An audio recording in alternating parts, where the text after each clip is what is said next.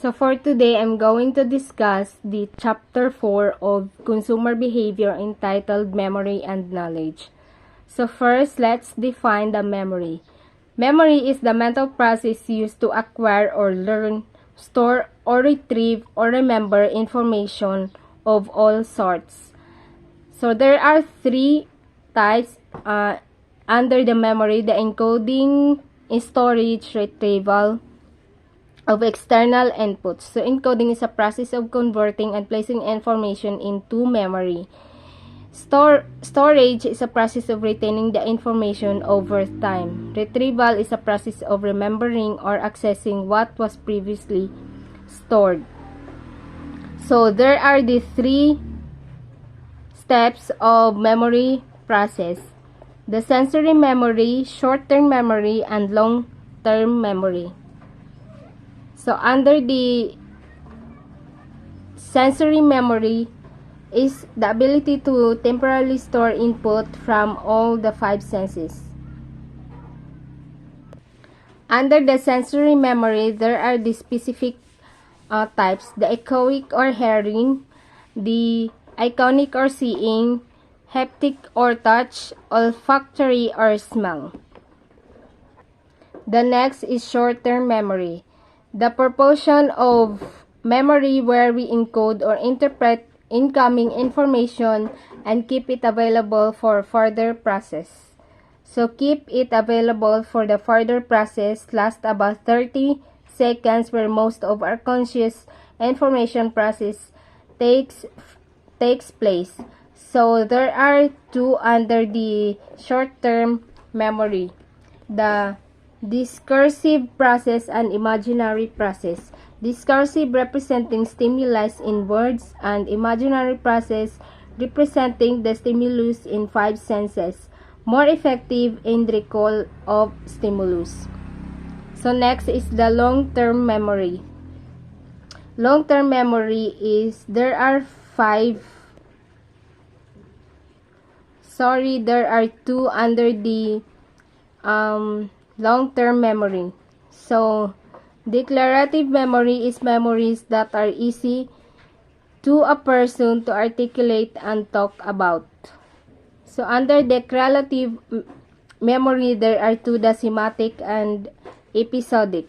So semantic is generalized and encyclopedic information not tied to a specific time or place. Episodic is information about specific episode or event tied to a specific time or place.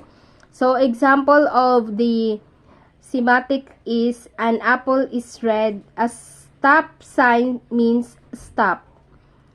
Another example is, Dasani water is made by Coca-Cola.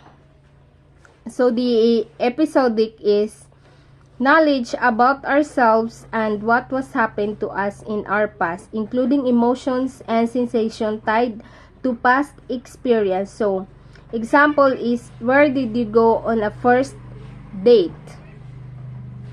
So it's an event tied to a specific time or a place. So the next is the non-declarative memory.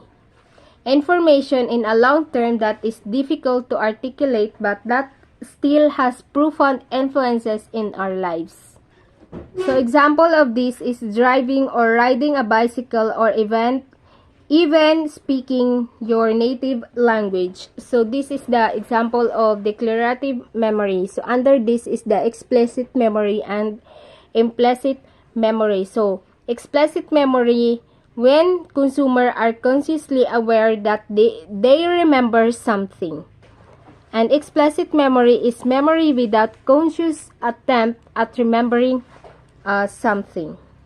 Example of explicit memory is, remember they visited a particular website and ordered from the site. So example is Shopee, Grab, and TikTok. So there are shops that you can order. Under the explicit memory is what much of our memory is. So it evidence when a process that required memory is executed faster or more accurately. So the next is the knowledge, content, structure, and flexible. So under this is the schema and spreading of activation. Schema is a group of association linked to a concept in a memory.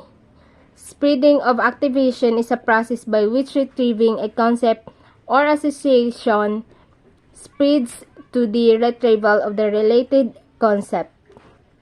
Example of schema is banana has various associations. 100 calories. Yellow bruises easily peel can be slippery. The spreading of activation example is go to the movies, and it can take place in conscious awareness. So that is the discussion under the memory and knowledge of consumer behavior.